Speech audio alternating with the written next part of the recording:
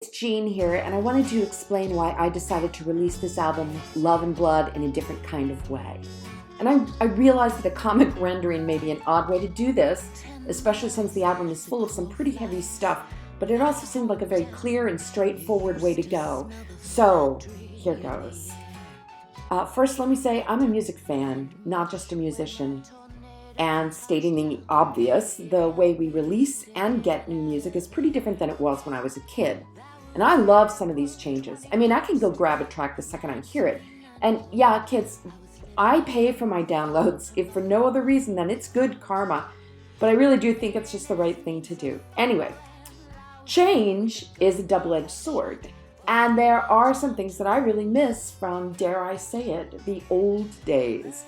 I really miss the old school album experience, and so do my friends and a lot of my fans. So for those of you who are too young to know what the hell I'm talking about, let me explain. Once upon a time, when we were kids, we would go to these places called record stores, and they were magical temples of music, and we'd easily spend the better part of any Saturday flipping through the bins and deciding how to spend our allowance. Then we'd run home and we would rip the cellophane off the cover and we'd shut the door and we would throw that sucker on the turntable, put on our headphones and dive in, and it was amazing. We would pore over that album's artwork and liner notes and lyrics, all of it, and we would do it again and again and again for days and weeks at a time.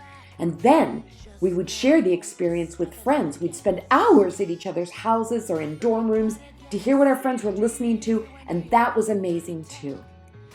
So today, while artists still release albums, the album experience is pretty much gone. I mean, over time, big albums shrunk to CDs. Now they're all but gone, and that gorgeous artwork and experience has been reduced to this tiny thumbnail image, and this completely bums me out. As a music fan, I miss that album experience because it was a really rich escape, but I don't want to go back in time because honestly, as cool as albums are, they're really nasty for the planet, and CDs aren't exactly biodegradable either. Now, as one of the gazillion, do-it-yourself independent artists, I feel like we have been missing the boat for a while because most artists are still pressing tons of CDs, which no one's buying. But here we've got some incredible tools at our disposal that we can use to create these gorgeous websites and apps and ebooks, things that we could be using to push our work into the world in really different ways. And you don't need a big budget for it, and you don't need to know a single line of coding to do it. So in the age of the MacBook and the smartphone and the tablet and social media, I'm thinking there's got to be a way to redefine and update the old school album experience using current technology. So I'm not saying that the way I chose to release this album is the answer. It's just one answer right now for me and hopefully for some of my fans. I know that digital platforms are going to keep evolving and changing, and what I'm doing today will be obsolete in just a few years, and that's okay by me.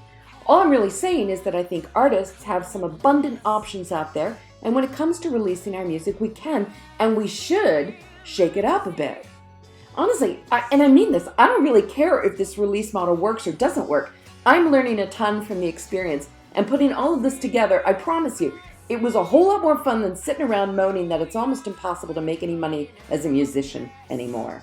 So, please, dive into this project and listen and look, stream or download. I would love feedback or comment from anyone. And yes, if you think the project is worth a little support, please, stop by a virtual tip jar if you are so inclined. Thanks.